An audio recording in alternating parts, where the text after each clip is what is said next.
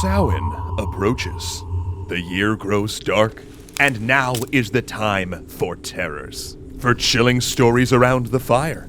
For whispered words about the things we dread. Now is the time where we wrap ourselves close in our blankets and embrace the catharsis of fear, knowing that we are perfectly safe. So let's use this time to add some new thoughts to something we discussed long ago. What makes an effective horror protagonist?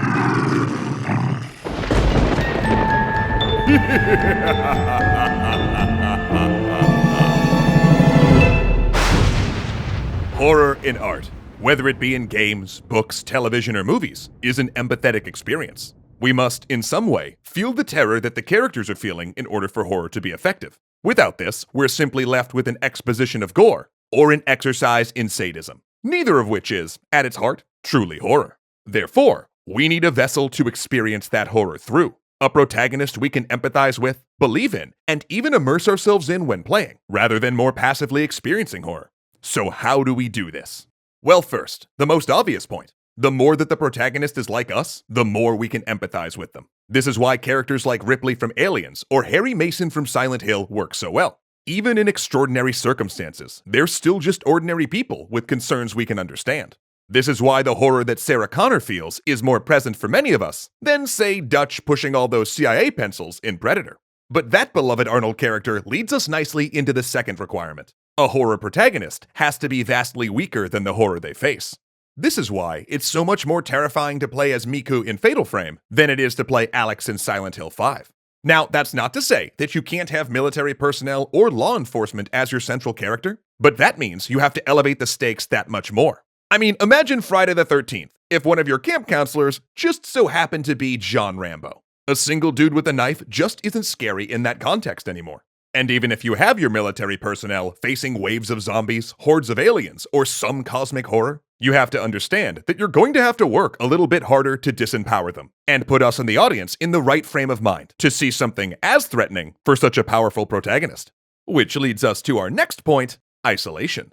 Whether it's the Marines from Aliens or the cops in Raccoon City, you have to isolate your protagonist from their support network, especially if that support network is something as powerful and well-armed as the military or the police.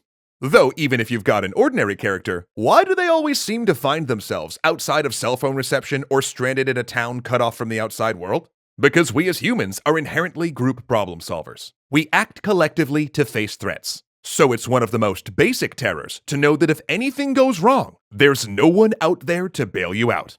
But okay, you've probably heard most of that before. So now let's talk about the traits a horror protagonist needs that are less commonly discussed. First up is something that drives them toward, rather than away from, the horror. I mean, why do they keep going instead of just getting out? And of course, sometimes it's because they're trapped. But if they have an additional motivation, such as James Sunderland from Silent Hill 2, who starts off looking for his wife, and then is later driven by the self-destructive need to find out more about himself and what memories he's repressed, or even Kate from Gone Home looking for her family, our ability to empathize with the character will be stronger. And this additional character motivation keeps the player from having immersion-breaking moments, where the character walks past a window that they could easily break or a pile of rubble they could clamber over to get the heck out of Dodge. To put it simply, if your character doesn't want to leave, no one asks why they don't. Another key point to think about is that horror just isn't a threat to the physical self. Otherwise, every action movie, war film, and superhero romp would feel like horror. Horror is a threat to something much deeper. That feeling of threat to the inner self, the personal self-image, or the persona we cling to. True horror comes from eroding the feeling that the world is sane, rational, and makes sense. That we have some control over it, or at least some understanding for the reasons that things occur. This means that your character has to be psychically vulnerable, as well as physically vulnerable. And it's why in horror, we see the parent trope so often used.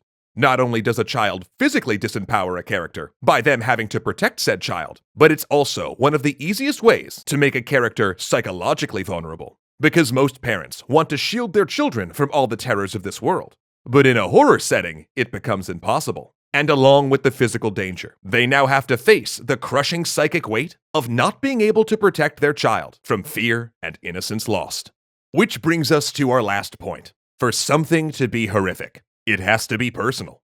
A story about a meteor impact that's going to wipe out all life on Earth can be tragic, tense, or even invoke a sense of dread. But because of its scale, rarely does it create in us a true sense of terror. And that's because terror is more personal than that. Terminators might have nearly wiped out humanity, zombies may have overrun the Earth, but we as an audience still need a story about people and how these calamities relate to them directly in order to move the megadeaths away from just statistics to that terrifying feeling of being trapped in the last bunker while something hungry pounds at the door to get in.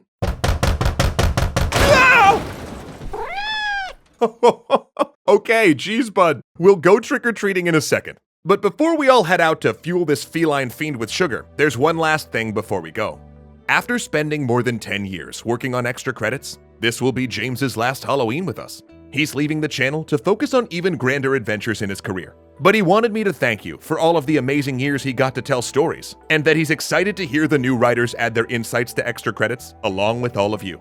Though luckily, he's left us with enough scripts that it'll be sometime in the new year before we truly run out of his words. But on a personal note, thank you, James, for sharing your knowledge and insights with us for the last decade. We're all gonna miss you. Good journey, my friend.